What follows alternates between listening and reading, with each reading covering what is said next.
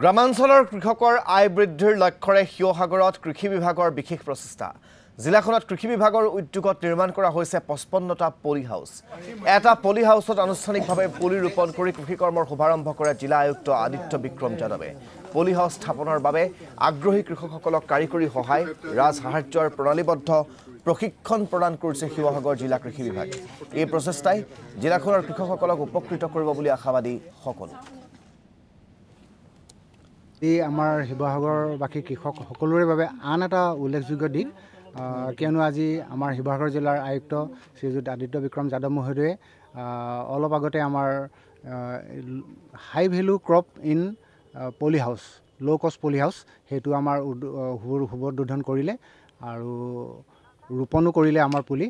গতিকে এই আঁচনিটোৰ বিষয়ে মই ক'ব বিচাৰিছোঁ, আমাৰ সমগ্ৰ অসমতে 3খন জিলাক বাছনি কৰা হৈছে এই আঁচনিটোৰ কাৰণে, কামৰূপ মেট্ৰ' আৰু শিৱসাগৰ।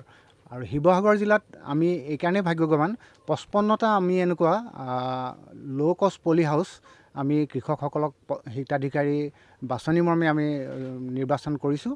আৰু ইয়াৰ উল্লেখযোগ্য দিশটো হ'ল যে আমাৰ যিটো পলি হাউচ, তাত আমি আবতৰীয়া অফ ছিজন শস্যখিনি আমি কৰিব পাৰিম।